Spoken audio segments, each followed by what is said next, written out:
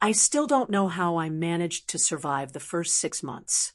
The entire time, my stomach was a churning cauldron of black coffee and terror, and my palms were perpetually slick with nervous sweat and cheap lemon-scented floor cleaner.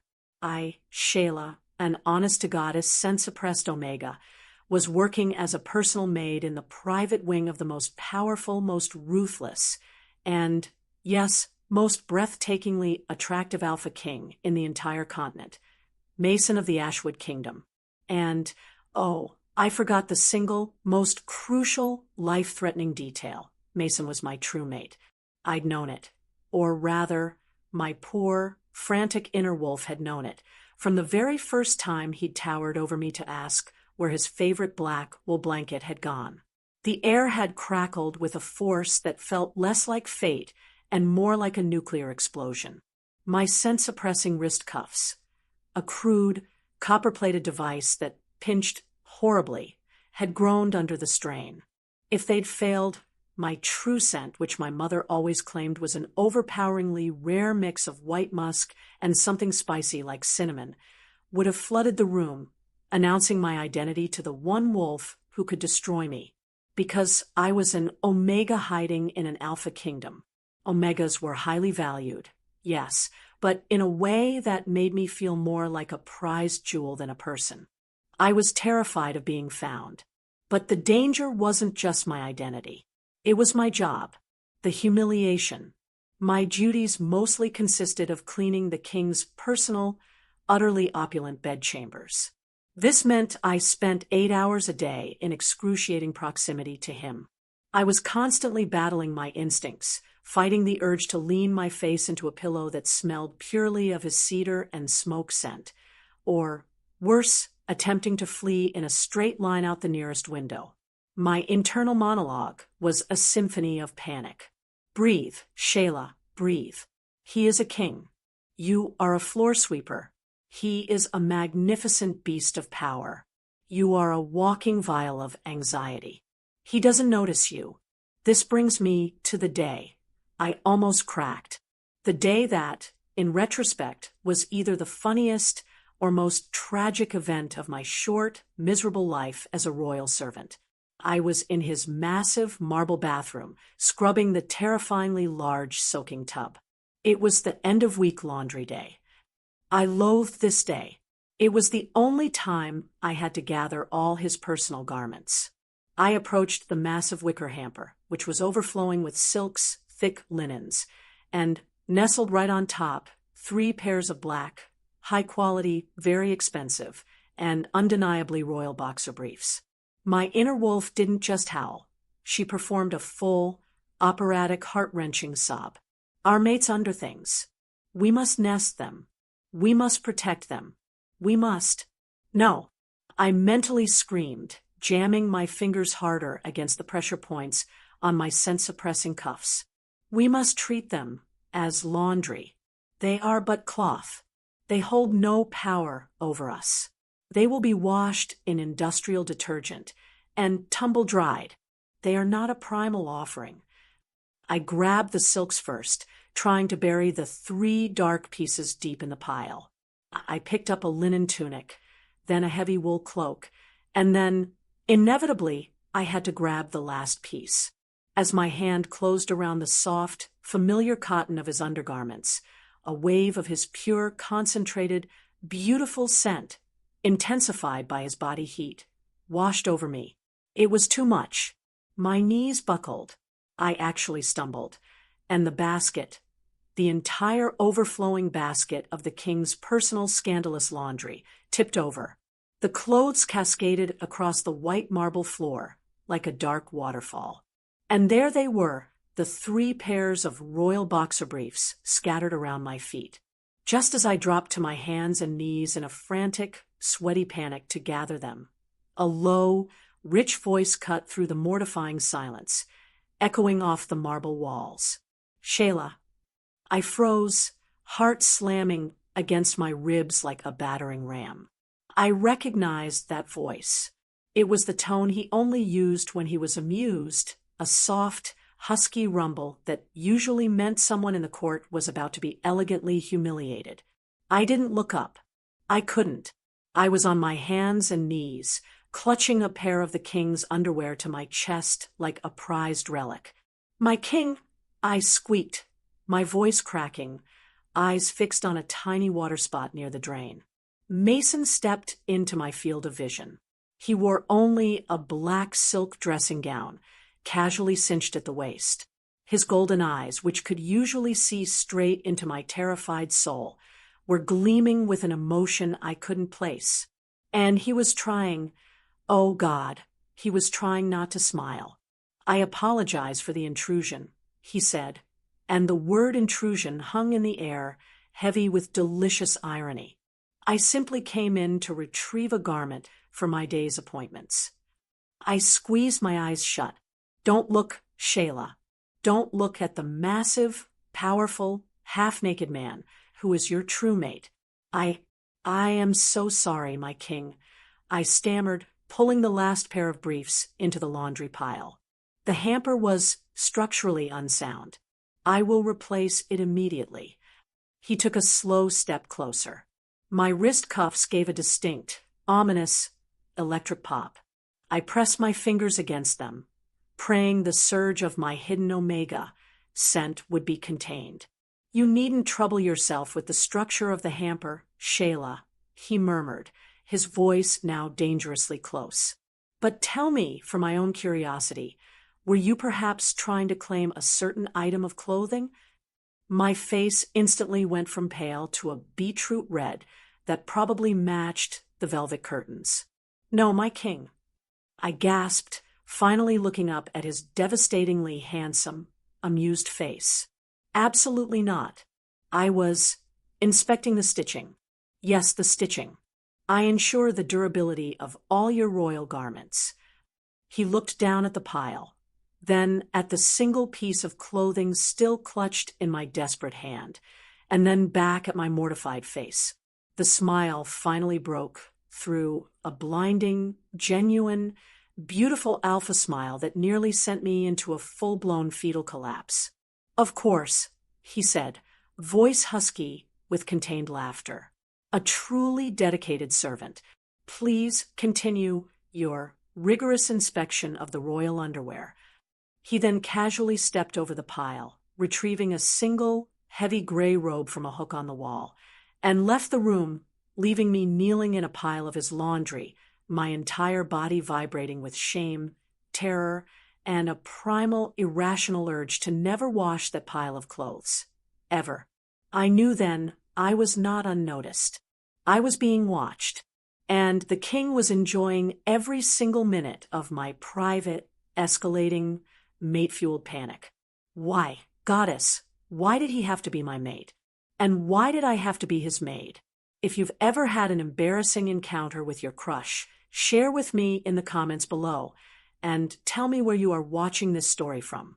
Chapter 1. The interrogation began the very next morning.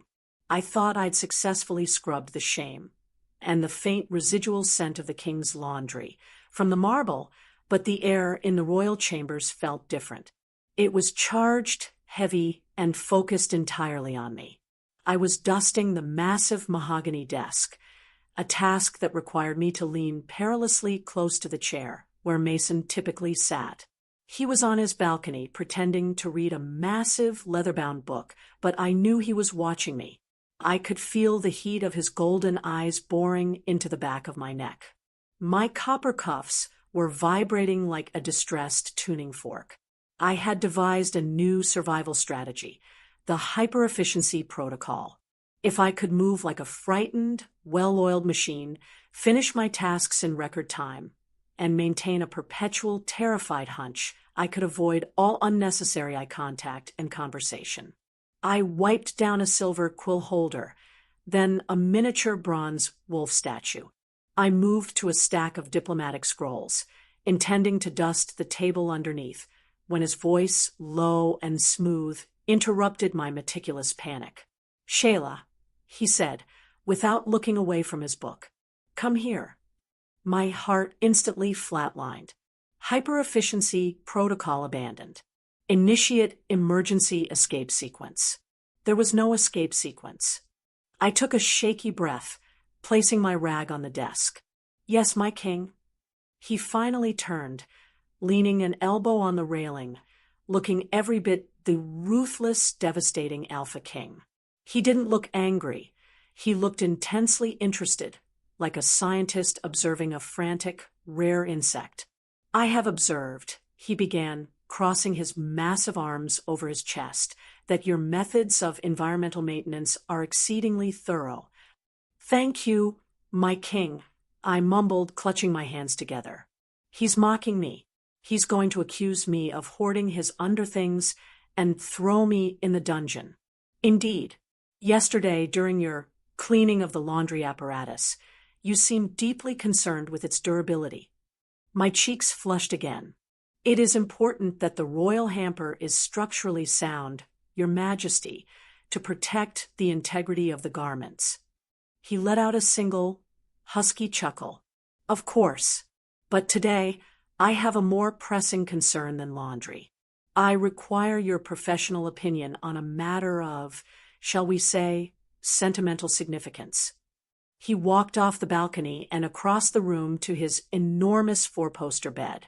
He stopped at the very base of it, pointing a long, elegant finger toward the floor. These, he announced with the gravity of a royal decree, are the dust bunnies of the Ashwood Kingdom. I blinked, genuinely confused. On the polished wooden floor, nestled beneath the intricate carvings of the bed frame, was a small, fluffy collection of gray lint. My king, I ventured, trying not to stare at the proximity of his hand to the dust bunnies. That is just dust. Just dust, he countered, looking genuinely wounded. Shayla, this particular aggregation of lint has likely been accumulating there since the Treaty of the Northern Peaks was signed. It is an artifact, a historical marvel. I need to know, as my personal chambermaid, what is its story? I stared at him, then at the dust. The man who commanded legions of warriors, who controlled the fate of entire territories, was asking me to analyze a dust bunny. Okay, Shayla, this is a loyalty test, or a sanity test, or a trap. I knelt down, leaning in with what I hoped looked like professional curiosity and not intense mate-driven sniffing. I had to get into character. Well, Your Majesty, I said, pointing with a gloved finger. Observe the composition. The large central portion is likely comprised of common wool fiber from your winter cloak. Mason nodded slowly, looking absolutely fascinated. But notice this, I continued, pointing to a tiny, dark speck. This is a single thread of black silk. It's too fine for any regular servant's uniform. It is, I suspect, from a piece of evening wear worn by a lady of the court. I stood back up, dusting off my apron, feeling a bizarre rush of confidence. And what does that tell us? He prompted, his eyes glittering. I looked him straight in the eye, deciding to go for broke with the ridiculous analysis. It tells us that this particular dust bunny is a social climber, Your Majesty. It started with common origins, but now it is mingling with the elite. It seeks power and influence by remaining close to the royal bed. Perhaps, I added, lowering my voice conspiratorially, it harbors dreams of escaping and becoming a rug. The chambers fell silent. My heart was back to its frantic drumming. I had either aced the test or secured a one-way ticket to a wolf-free, highly embarrassing execution. Then, he threw his head back and laughed. It wasn't the contained chuckle from the day before. It was a loud, full-throated roar of amusement that seemed to shake the very foundations of the Iron Citadel. A rug, he gasped, wiping a tear from his eye. A social climbing rug. Shayla, you are an absolute treasure. He composed himself, his smile lingering.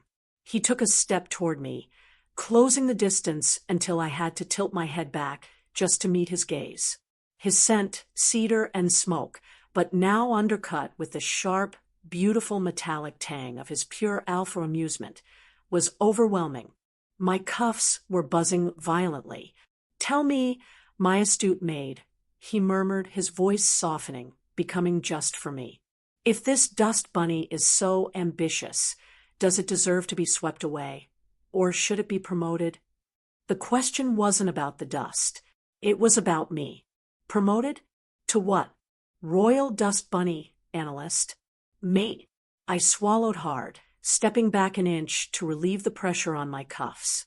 With all due respect, my king, I said, trying to regain my composure. Ambition is commendable, but the duty of a clean chamber must always come first. It must be contained.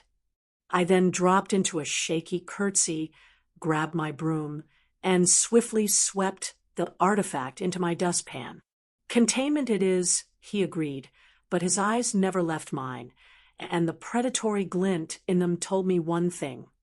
I may have won the battle of the dust bunnies, but the Alpha King was planning a full-scale, devastating seduction. How? Oh, how was I going to keep this ridiculous, humiliating secret? Chapter 2. The next few weeks became a delicate, exhausting dance of denial and near disaster. Mason, my infuriating mate, didn't let up. He didn't flirt overtly. He was too subtle for that. Instead, he treated my entire workday like an elaborate private stage play designed entirely for my mounting terror and his silent amusement. He had started leaving traps. Not booby traps, unfortunately. Those would have been easier to deal with. These were mate traps. One day, I was polishing the silver frames of his ancestral portraits. When I moved to the mantel, there, propped innocently against a bust of his grandfather, was a single, freshly sharpened hunting knife. Its sheath was lined with velvet. My wolf, the hormonal menace, started screaming. Our mate is leaving us gifts. A hunting tool.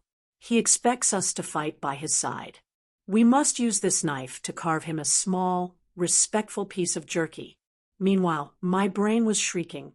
It's a prop. It's a trick. If you touch it, he'll accuse you of regicide. I solved that dilemma by very gingerly placing a linen square over the knife, polishing around it, and then leaving a polite handwritten note. Dear King Mason, for the safety of the maid staff and the integrity of the silver polish, please relocate dangerous, sharp objects to a secure, less dusty location. Thank you. P.S. The linen is a courtesy. When I returned the next day, the knife was gone. On the mantel, in its place, was a perfectly ripe red apple. Beside it was another note in his elegant, sweeping handwriting. Dear Shayla, noted. Also, I heard maids require sustenance. The apple is a courtesy. P.S. I like my linen unlaundered. I nearly collapsed. He was teasing me with a fruit and acknowledging my ridiculous P.S. note. I ended up hiding the apple behind the toilet. I couldn't eat it. It felt like evidence, but I kept the note tucked into my apron pocket. Then came the incident of the missing royal bathrobe. It was Tuesday, a day of deep cleaning. Mason was gone for a council meeting, which usually meant I had 3 hours of glorious, mate-free panic. I was sweeping beneath his bed when I noticed something glinting on the floor, a gold chain. I snatched it up. It was heavy and exquisitely crafted. It was the chain he wore almost constantly, a simple, thick piece of jewelry that marked him as the Alpha King. My wolf started purring. He left his mark. He trusts us. We must wear it and announce our royal pregnancy. I quickly shoved the chain into my cuff pocket, deciding I would leave it on his pillow, a neutral zone, before I left. I couldn't risk handling it anymore. But then, as I began to strip the bed, I realized my mistake. The chain wasn't the trap. The lack of the bathrobe was. The robe, a thick, plush velvet garment, was always draped over the foot of the bed or on the bathroom door. But it wasn't there. I checked the hamper, structurally sound. Thank you very much. Empty. I checked behind the curtains. Nothing. Where is the bathrobe? The garment was significant because it was the one thing he wore that didn't smell like official royalty. It smelled like pure, concentrated mason, the cedar, the smoke, and a beautiful soft undercurrent of old parchment and warm skin. The panic started to set in. If a royal garment was missing, especially one that held the king's scent so strongly, it was an immense security risk. I was frantically checking the coat closet when I heard the dreaded sound, the click of the private door to the chamber's opening. Mason was back, 2 hours early. I froze in the closet, half hidden behind a rack of ceremonial tunics. "Shayla," he called out, his voice sounding closer than it should. "Yes, my king?" I squeaked, stepping out, attempting to look like I hadn't just been rifling through his most formal wear. He was standing by his desk looking perfectly composed, but his scent, that gorgeous, overwhelming alpha scent, was stronger than usual. He was holding the infamous leather-bound book from the day before. "I seem to have misplaced a rather important piece of clothing," he said, casually flipping open the book. "Have you encountered a long, black velvet garment? It has a thick gold crest embroidered on the back. The royal bathrobe, my king?" I asked, trying to keep the panic out of my voice. "No, your majesty. I was just now checking the integrity of your hangers." He raised a perfectly sculpted brow. Integrity of the hangers. A vital task. Well, I had planned to wear it for this afternoon's meeting with the northern delegates. It's quite a demanding item. Very heavy. It requires proper ventilation. He's lying. Kings do not wear velvet bathrobes to diplomatic meetings. My apologies, Your Majesty. I will conduct a second, more thorough, structural integrity search of the chambers immediately. I moved toward the bathroom, trying to put distance between us, but he moved faster, stepping directly in front of me and resting his hand on the door frame. I was trapped between the desk and his massive, muscled body. "Perhaps I should conduct the search," he murmured, his gaze dropping to my apron. "Tell me, Shayla, are you certain you haven't seen it?" I looked up at him. The heat radiating off him was making my cheeks burn and my eyes water. "King Mason," I whispered, fighting the urge to lean forward and press my nose right into his collarbone. "I would never misplace a royal garment. I value my life." He leaned closer, his deep chuckle vibrating in the air between us. "I'm quite aware you value your life, Shayla. But sometimes," he paused, his eyes gleaming with mischievous intent, "sometimes people find themselves holding on to things they shouldn't. Things they found in a moment of primal curiosity. A gold chain, perhaps, or a favorite scented piece of velvet." My breath hitched. He knew about the chain. And the bathrobe. "Where is the bathrobe?" He gave me a slow, triumphant smile. "I suspect the bathrobe is hidden quite well. Perhaps in the most comfortable, most scent-absorbing place imaginable." He then did the impossible. He reached out, and with one elegant, deliberate movement, he tugged at the lapel of his black silk tunic, pulling it slightly open. And there it was. The velvet royal bathrobe was not missing at all. It was worn directly over his chest, under his black silk tunic, bunched up beneath the silk like a strange, voluminous vest. My eyes widened in horrified realization. He hadn't misplaced it. He was wearing it as a second layer to intensify his scent, to drive my inner wolf wild, and to watch me panic. He was literally wearing his bathrobe to a meeting. "It seems I found it," he announced, his voice thick with silent laughter. It was very close to me the entire time. I opened my mouth, but only a desperate gasp came out. "Now, Shayla," he said, leaning down so his mouth was just an inch from my ear, sending a shudder of frantic arousal and terror down my spine. "If you will excuse me, I must go to my meeting. I need to ensure my northern delegates feel adequately impressed by my royal musk." He straightened up, his eyes now blazing with a possessive heat that was no longer playful. He hadn't asked about my scent-suppressing cuffs. He didn't have to. He knew I was fighting for my life right there.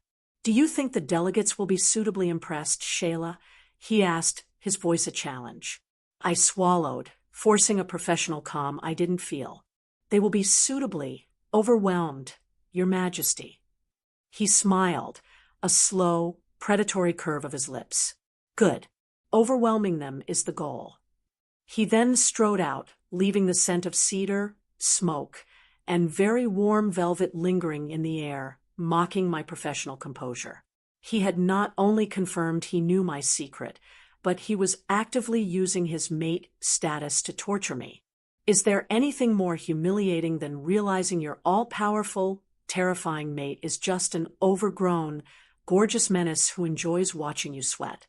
Chapter 3. The games escalated, moving from scent traps to direct, physical proximity tests. Mason, in his kingly wisdom, decided he suddenly needed my cleaning services while he was actively using his chambers. He would be sitting at his desk, writing. I would be dusting the shelf directly above his head, trying not to let my shaking hands accidentally knock a heavy, bronze bookend onto the crown of the Alpha King. He would be lounging on the sofa, reading. I would be vacuuming the rug directly beneath his magnificent, fur-lined slippers. My heart rate during these sessions averaged 180 beats per minute. The worst incident, the one that made me seriously consider faking my own sudden, incurable case of spontaneous combustion, happened one crisp Thursday morning. I arrived to find the king looking utterly miserable. He was still in his silk pajamas, pacing the room while holding his forehead dramatically. His alpha scent, usually sharp and invigorating, was dulled, laced with an unfamiliar, medicinal note that worried my inner wolf senseless. He was sick. "My king," I ventured, clutching my cleaning caddy. "Are you, well?" He stopped pacing, his golden eyes narrowing slightly. "Well, Shayla, I am afflicted with a terrible malady. It is a crippling, unprecedented illness that only affects the most powerful and important alphas. I believe the common term is the man flu." I bit the inside of my cheek to keep from smiling. The Alpha King had a head cold. "I see, Your Majesty," I said, trying to sound suitably solemn. "Do you require anything? A tonic? A royal physician?" No, the physician will only prescribe boring herbs. "What I require is solace," he declared, collapsing onto the sofa. "And, more importantly, I require the thorough sanitation of my private pantry. I suspect the air quality is responsible for this grave decline in my health." The pantry, a small room off the main chamber where he kept exotic teas and expensive brandy, was usually my last task. It was small, cramped, and required me to be on my hands and knees. It was, in short, a prime location for Mason's torment. "Of course, my king. I will begin immediately," I said, grabbing my scrub brush and a bottle of citrus cleanser. I entered the pantry and knelt, beginning to scrub the marble shelf where his sugar bowl rested.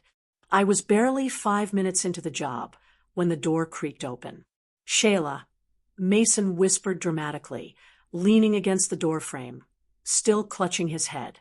"The drafts, they are wicked and merciless. I am required to supervise this cleansing personally to prevent further atmospheric incursions." He then did the truly unforgivable. He squeezed past me into the tiny space and sat down on a short footstool. Now, I was kneeling, scrubbing the lowest shelf, and he was sitting directly behind me, his knees almost touching my back. The pantry instantly felt like a sauna.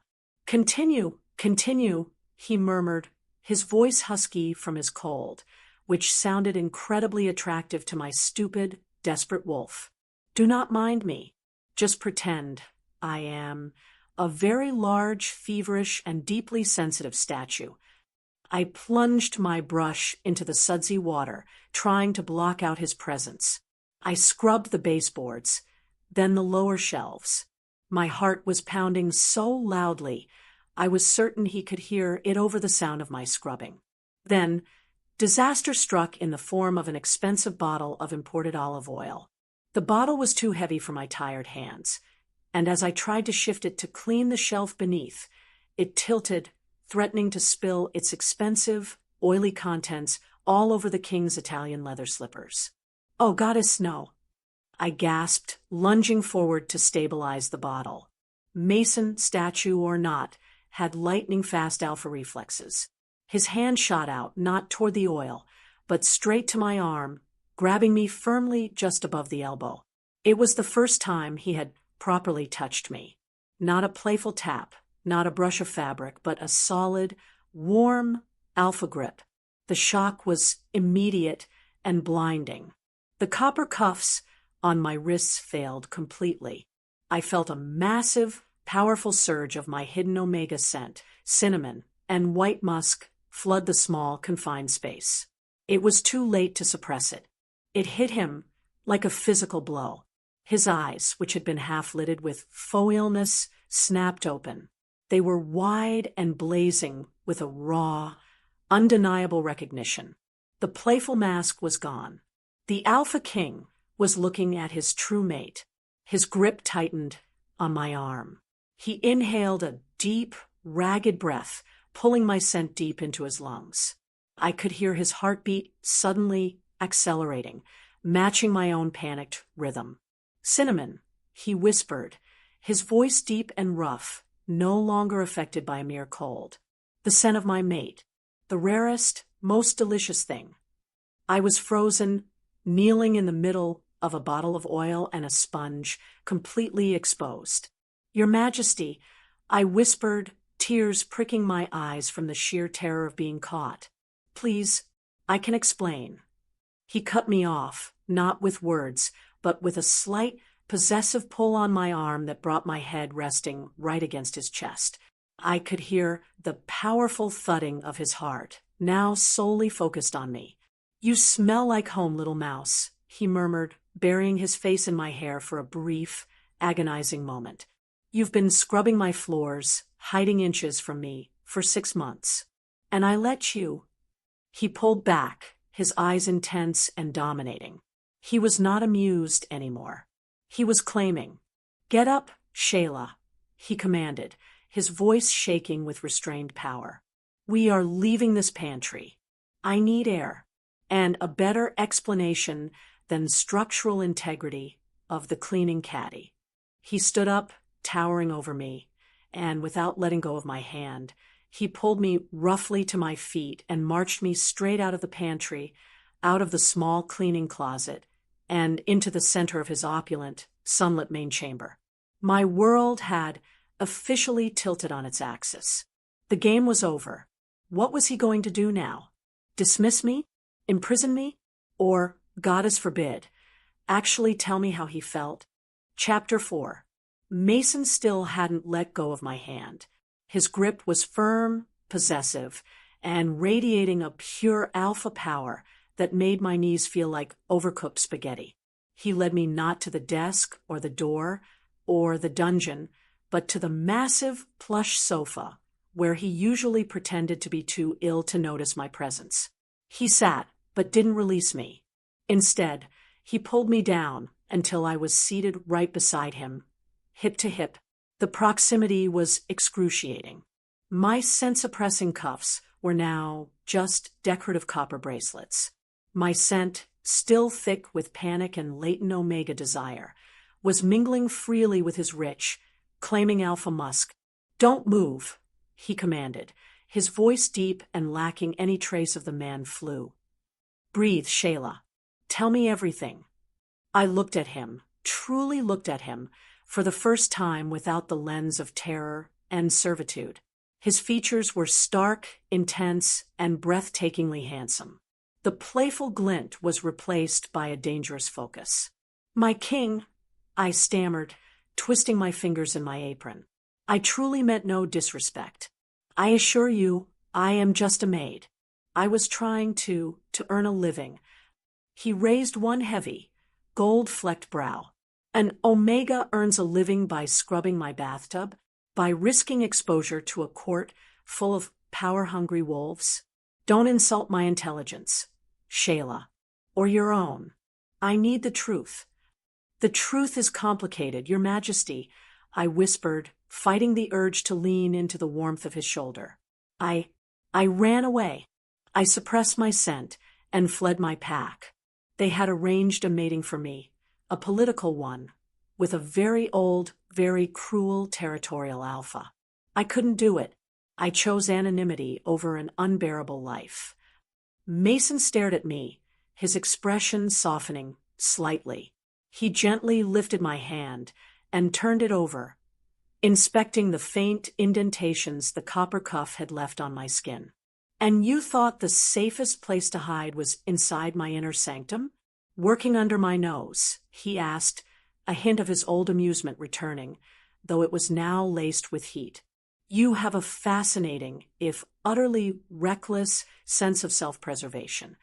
It was the last place anyone would look for a runaway Omega, I explained, pulling my hand back and wringing it. No one would believe an alpha king would hire a scentless maid. It was the perfect disguise. Until you became impossible to ignore. He leaned in, his powerful body radiating heat. Impossible to ignore? Tell me more about that, little mouse. I panicked. Tell him his scent drives you to organizational hysterics. Tell him you kept his apple. Tell him you almost kissed his bath towel. I meant your kingly authority. I lied miserably. It is imposing. It is difficult to focus on dusting when one is overwhelmed by the majesty of the monarchy.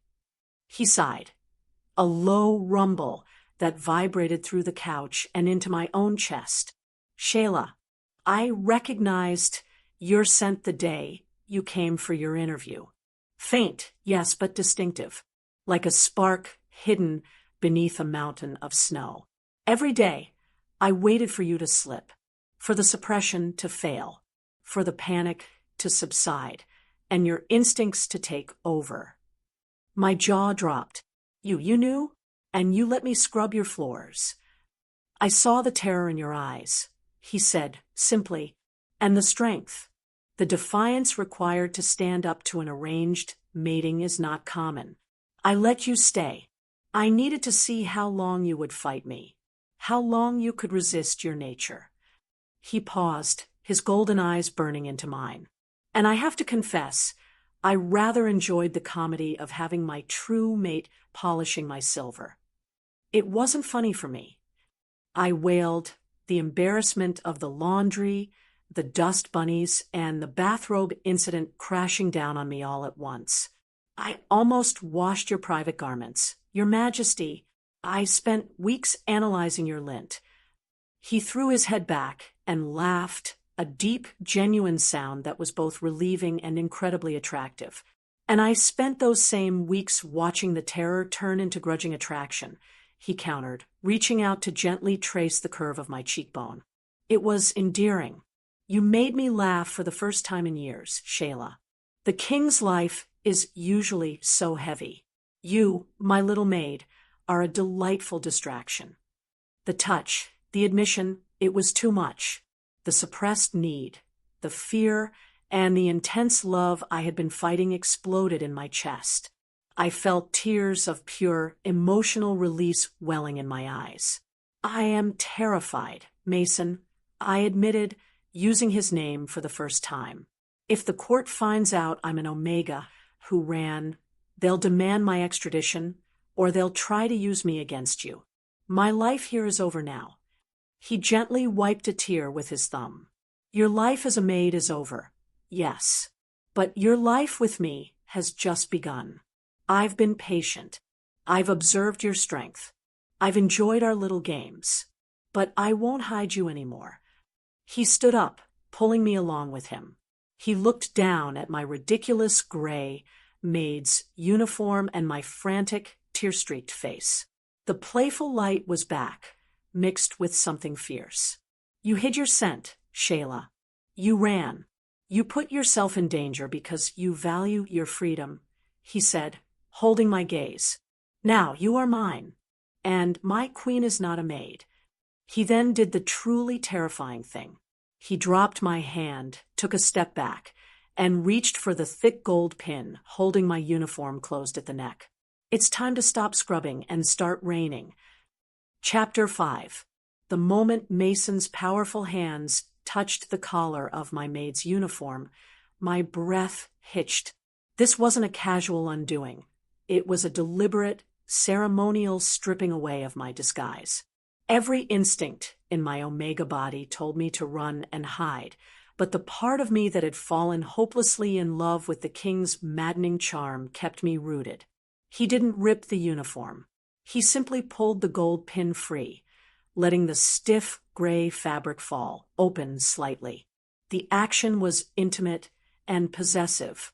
The air was thick with the scent of his claim, and my acceptance, a dangerous cocktail of power and desire. "Look at you," he murmured, his gaze sweeping over my face, no longer seeing a servant but his mate. "Scrubbing my floors when you should be wearing my colors." He took another step back, surveying me. "The maid uniform," he declared, his voice carrying the authority of a royal pronouncement, "is utterly unsuitable. It hides your shape, it suppresses your spirit, and worst of all, it has no pocket large enough to hold the king's apple." I couldn't help the watery chuckle that escaped me. "I still have the note, Your Majesty." "Good," he said, a triumphant smile lighting his face. "Keep it. It is the beginning of your royal inventory." He then did the one thing that truly surprised me. He didn't demand I follow him to the throne room. He didn't immediately call a council. He simply walked to his wardrobe, threw open the heavy cedar doors, and pulled out a garment I had never seen before. A long, flowing dress made of deep, forest green velvet, embroidered with delicate silver ash leaves, the symbol of his kingdom. "Put this on," he ordered, his voice now gentle but firm. "I want to introduce my queen to my kingdom. But first, I need to look at you for 5 minutes without remembering the location of the royal dustpan." My hands trembled as I took the dress. It was heavy, soft, and smelled faintly of him. "Mason," I whispered, the weight of the silk feeling heavier than the entire Iron Citadel. "I can't. They will know I am an Omega. They will know I was hiding. The political repercussions." "I am the king," he stated, cutting me off with simple authority. "My command is the final political repercussion. When I claim you, any alpha who dares challenge your standing challenges me. And trust me, little cinnamon spice, they are not eager to experience my retribution." He walked over to the private door that led to his study. "Change. I will call for your proper royal attire and attendance, but I want this moment for us. 5 minutes. Then the court." He gave me one last, searing look that promised a future of complicated, powerful intimacy, and then he closed the door, leaving me alone with the velvet dress. My transformation was swift and emotional. I stripped off the humiliating, stiff gray maid's dress, tossing the copper cuffs into a drawer. They were powerless now. Sliding into the velvet felt like shedding a skin I'd been trapped in for months. The material was soft against my skin, and the color made my dark hair shine. When I looked in the full-length mirror, I barely recognized the woman staring back. She wasn't Shayla the terrified maid. She was someone standing on the precipice of power, wearing her true scent like a crown. Taking a deep, stabilizing breath, I opened the door to the study. Mason was pacing, waiting. When he saw me, he stopped dead. The large book he was holding dropped with a loud thud onto the plush rug. His golden eyes scanned me slowly, from the silver embroidery at my neck to the way the velvet pooled at my feet. The sheer admiration and possessiveness in his gaze were overwhelming. "I knew it," he breathed, taking a slow step toward me. "I knew the power you were hiding. You were beautiful as a maid, Shayla, but as my queen, you are devastating." He reached out, and gently tilted my chin up, his thumb brushing my bottom lip. "You were born for this," he murmured, his scent enveloping me, comforting and intense. "You were just waiting for the right alpha to stop being a fool and give you the right dress." The moment was perfect, utterly charged with romance and the satisfying victory of our fate. But Mason wouldn't be Mason without a final, ridiculous flourish. He stepped back and snapped his fingers. "Now, we proceed to the throne room," he announced, his voice booming with royal authority. "And when we get there, you must remember one thing, my queen." "What is that, Mason?" I asked, my voice shaky but ready. He looked down at the massive stain on his marble floor where the olive oil had spilled just an hour before. "Don't worry about the oil stain," he said with a completely serious expression. "It's the servant's job now." I couldn't help it. I laughed so hard tears pricked my eyes again. The weight of the kingdom, the fear, the politics, it all evaporated in the face of his utterly ridiculous, playful claim. He took my hand, lacing our fingers together. The connection was electric, binding us completely. "Let's go, Shayla," he said, pulling me toward the main chamber door, his gaze full of promise. "It's time for our grand, awkward entrance." Chapter 6. Mason's personal chambers opened directly onto a hidden corridor that led straight to the double doors flanking the king's elevated throne platform. We walked the length of that corridor, my hand still tightly held in his. Every muscle in my body was vibrating, partly from terror, partly from the overwhelming realization that I was about to be presented to the entire Ashwood court, smelling like pure omega, wearing an extremely soft velvet dress, and walking beside the Alpha King, who had let me clean his toilet. "Remember, Shayla," Mason murmured, pausing just before the doors. "When we walk in, you do not curtsy. You do not look down. You look at them, and you breathe." "Breathe what?" I whispered back frantically. "Cinnamon, panic, and furniture polish? They will smell the furniture polish. Mason, I used the industrial strength kind this morning." He gave my hand a reassuring squeeze, a small smile playing on his lips. "Let them. It simply confirms you were dedicated to your work, and now you are dedicated to me. The scent of commitment. Now brace yourself." He nodded to the two towering royal guards, who looked utterly confused by the sight of the king, holding hands with a strangely dressed woman they vaguely recognized as the chambermaid. With a resounding boom, the massive oak doors swung open. The throne room was immense, packed with dozens of high-ranking wolves, alphas, betas, and their mates, all standing in stiff attention. The moment the doors opened, the entire room went silent. Every single eye locked onto us. I could practically hear the collective thought of the nobility. "Who is that? Why is she holding the king's hand? Wait, isn't that the scrub brush girl?" Mason didn't hesitate. He led me onto the platform, stopping right in front of the two empty thrones. He then finally released my hand, but only to place his large, possessive hand firmly on the small of my back, guiding me forward. He let the silence hang for a long, agonizing moment, allowing my powerful, unsuppressed omega scent to waft over the assembled crowd. Murmurs, then hushed gasps, rippled through the hall as the realization of my status hit them. An omega, a true mate omega, and one who smelled of cinnamon and lemons? Mason looked down at the shocked court, his eyes gleaming with a fierce, protective pride. Silence. His voice, when he finally spoke, was a powerful alpha command that demanded total obedience.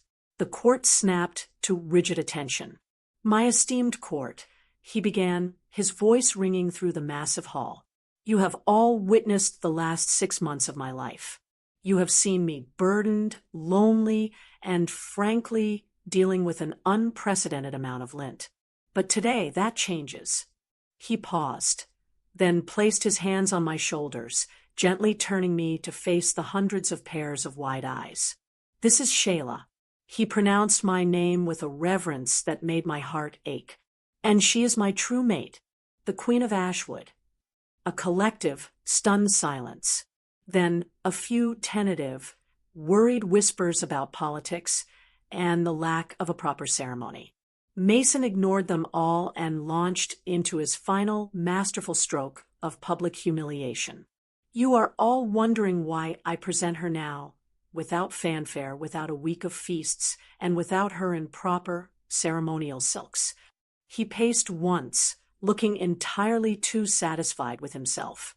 "The reason, my friends, is that for the past 6 months, this beautiful, brave, and utterly stubborn woman has been working as my personal chambermaid."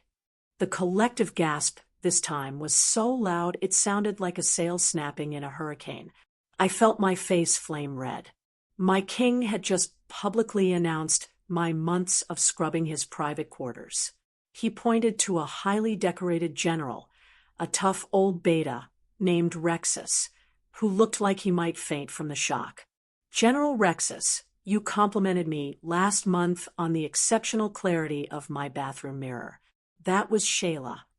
He pointed to a nervous-looking noblewoman.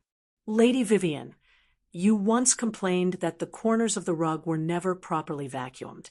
Shayla took that criticism to heart. She made that rug her personal, professional enemy." He turned to the entire hall, his smile wide and challenging. "She is the only wolf brave enough to scrub the king's floors while fighting the primal urge to scent mark his favorite velvet bathrobe." I buried my face in my hands, a mixture of mortification and sheer, hysterical affection for this ridiculous alpha. Mason placed a gentle hand on my silk-covered back, his voice softening, but his power remained absolute. She ran from a political life she didn't want, suppressing her very identity to earn her freedom and her life. I knew who she was, and I allowed her this humiliating position because I needed to see her strength, her dedication, and the purity of her spirit. She chose honest work and personal freedom over guaranteed wealth and power. He turned me to face him, pulling me close so that only the two of us could hear his next words. "I love the maid who analyzed my dust, and I will worship the queen who wears my crown." He then pulled the silver pin I had tossed aside from his pocket, the very pin from my maid's uniform, and pinned it deliberately to the shoulder of my green velvet dress. "The king's mate, wearing the symbol of her true dedication. Let it be known that she is mine, and her power is absolute." He then did what I'd always feared and dreamed of. He cupped my face and sealed his claim with a long, deep kiss, right there, in front of his entire, utterly flummoxed court. It was a kiss of triumph, power, and overwhelming, undeniable love. When he finally pulled back, he looked down at me, his eyes blazing. "Ready for dinner, my queen?" I smiled, feeling a peace I hadn't known in years. "As long as I don't have to do the dishes, Mason." Epilogue. Life as the Queen of Ashwood was, predictably, not easy. But surprisingly, it wasn't the political maneuvering or the envious court nobles that caused the most trouble. It was the continued, bafflingly complicated existence of Mason, the Alpha King, my true mate. The first few weeks of my official reign were dedicated to navigating a treacherous landscape of social events, diplomatic dinners, and endless meetings. Mason, however, treated every single one like an opportunity for public mate-claiming and subtle, high-stakes teasing. At my first state dinner, when a baroness dared to mention my humble beginnings as a lowly servant, Mason smoothly cut her off. "Indeed," he'd said, raising his crystal wine glass, "my queen's skills with a dust rag are unmatched. I simply had to promote her. I couldn't bear the thought of any other kingdom benefiting from her expertise with upholstery." The entire court had been simultaneously appalled and impressed, unsure if he was mocking me or threatening them. It was always both. Despite the velvet dresses and the undeniable power, I couldn't shake my practical omega nature. And Mason, for all his alpha power, had an absolute inability to keep his personal chambers tidy. 1 year after the great bathrobe incident, I found myself back in the infamous private chambers. Mason was gone for a late-night council meeting, and I was supposedly retiring early, but I couldn't. I kept staring at the corner of the room. There it was, the very spot where the olive oil had spilled during our terrifying pantry confrontation. The staff had scrubbed it for a week, but the slight discoloration, the ghost of the stain, remained, a subtle, dark mark on the otherwise pristine marble. I walked over to it, tracing the faint outline with the toe of my velvet slipper. It was the stain of my fear, my humiliation, and the moment my secret had exploded. It was also the stain of our beginning. I found it comforting. Suddenly, the door to the chambers opened, and Mason strode in, his eyes immediately finding me by the stain. He was still in his kingly regalia, heavy wool and gold braiding, but he looked exhausted. "Shayla," he sighed, dropping his ceremonial sword onto a side table with a clatter. "My queen, what are you doing? Are you all right?" "I'm fine, my king," I said, turning to him with a smile. "Just revisiting an old friend." I pointed to the faint mark. Mason followed my gaze, a slow, tender smile curving his lips. "Ah, the stain of our courtship. I almost miss the days when you were paid to fear me." "You only miss the scent of fear," I countered, walking toward him. "But I think you've grown to appreciate the scent of cinnamon and mild disapproval." He wrapped his powerful arms around me, burying his face in my hair, inhaling deeply. "I appreciate the scent of you, my love. All of it, including the leftover notes of lemon polish." He pulled back, his eyes glittering with a sudden, mischievous idea. He reached out and tugged lightly on the silver pin attached to my dress, the pin from my old maid uniform. "Tell me, my queen," he whispered, his voice dangerously low. "The court is still murmuring about the proper duties of a mate. Will you indulge your alpha king tonight? Will you finally?" I braced myself for some passionate, intimate request. "Tell me where you hide the industrial-strength stain remover, because I just spilled my evening tea on the rug, and the general staff is frankly terrified of this carpet now." I burst out laughing, hitting his chest playfully. "You are incorrigible, Mason. You are the Alpha King. Command them to clean it." "But you're the expert," he whined dramatically, putting on his best man flu expression. "And besides, watching you clean it always inspired me. Your meticulous care, your determined focus. It was profoundly domestically arousing." I shook my head, my heart full to bursting with love for this complicated, powerful, completely ridiculous man. I was Shayla, the former maid, now the queen. I had survived political threats, escaped an arranged mating, and was now successfully managing the most demanding and immature alpha king in the whole continent. "The royal cleaning supplies are in the cabinet behind the tapestry, Your Majesty," I said, trying to keep a straight face. "And since you are my mate, I will help you, but only if you promise to analyze the composition of the tea stain for me." He grinned, a truly devastating, alpha grin. "Deal, my queen. Let the reign of the royal cleaners begin." He grabbed my hand and led me not to the massive royal bed, but back toward the stained rug, ready for another ridiculous, intimate moment that was perfectly, uniquely ours. Our story wasn't a fairy tale. It was a pure, chaotic romance filled with laughter, embarrassment, and the comforting knowledge that no matter what formal title I held, I would always be the only one who truly understood the structural integrity of the king's laundry hamper. I hope you loved Shayla and Mason's journey from maid and king to matched and mated. What was your favorite moment of Shayla's accidental life, as the Alpha King's mate? Tell me in the comments below. And if you want to see more interesting stories like this, please like, comment, subscribe, and turn on the notification bell so you don't miss my next stories.